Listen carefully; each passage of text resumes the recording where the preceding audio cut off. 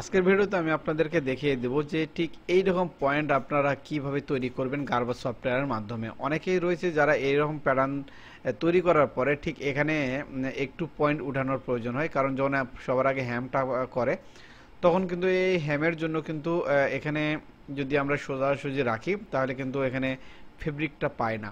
এখন আমরা যদি এইরকম করে দিই তাহলে কিন্তু এটা ভাঙার পরে কিন্তু ঠিক এই ফেব্রিকটা কিন্তু এটার সঙ্গে মিলিত হয়ে যাবে।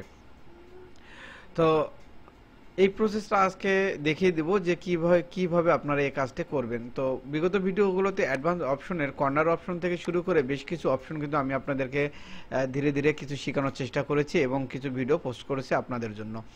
তো আজকে দেখতেছেন এখানে বাইসেপ স্টেপ নামে একটি অপশন রয়েছে। এই স্টেপের কাজটা কি এবং এটাতে কিভাবে কাজ করে সেই প্রসেসটা আজকের ভিডিওতে আমি আপনাদেরকে দেখিয়ে দেব।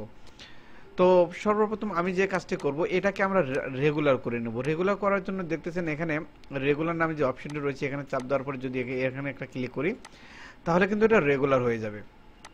পরবর্তীতে আবার যদি অ্যাডভান্স অপশন থেকে কর্নার থেকে যদি আমরা এই বাইসেপ স্টেপটা নিয়ে নেই এবং এখানে যদি ডাবল ক্লিক করি তাহলে দেখবেন এখানে কিছু মান চাচ্ছে, আর উপরে কিন্তু কিছু লেখা।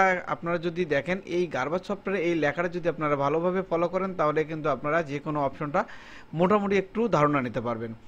তো এখানে দেখতেছেন ইন্টার সিম অ্যালাউন্স অ্যামাউন্ট, অর্থাৎ কতটুকু আমরা সিম অ্যালাউন্স দেবো। ধরুন আমরা এখানে 2 সিম একটা অ্যালাউন্স দিয়ে আমি আপনাদেরকে দেখিয়ে দেওয়ার চেষ্টা করতেছি। তো যখন আমি সুইং অ্যালাউন্সটা দিয়ে দিলাম তখন কিন্তু দেখতেছেন এটা কিন্তু এখানে পুরোটা কিন্তু উঠে গেছে। পরবর্তীতে আপনারা যদি এখানে আপনাদের যতটুকু সুইং অ্যালাউন্স দেওয়ার দরকার ততটুকু যদি দেন তাহলে কিন্তু সেই সুইং অ্যালাউন্সটা কিন্তু এখানে নিয়ে নেবে। কিন্তু অনেক সময় দেখা যায় কি এখানে কিন্তু একটু যে পয়েন্টটা দিয়ে দিলাম সেই পয়েন্টটা কিন্তু কম চলে আসলো। তাহলে আপনারা যে কাজটি করবেন এখানে সর্বপ্রথম সুইং অ্যালাউন্স একটু কমাইয়ে দিয়ে দিবেন। আমি একটু দেখিয়ে দিচ্ছি আপনাদেরকে।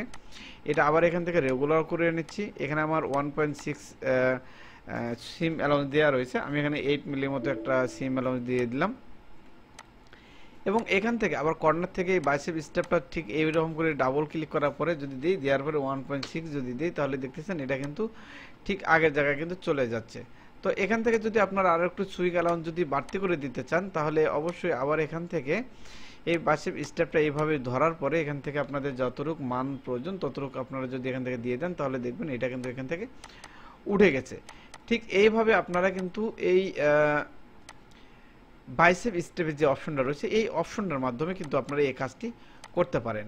তো প্যান্টের ক্ষেত্রে কিন্তু এই পয়েন্টটার কিন্তু বেশি প্রয়োজন হয়, যা যদি ট্রাউজারের প্যান্ট আমরা তৈরি করে থাকি তাহলে কিন্তু দেখবেন যে আমাদের যে পকেট সেমে যে পকেটটা রয়েছে সেটার ক্ষেত্রে কিন্তু এই একটু পয়েন্টের আমাদের প্রয়োজন হয়।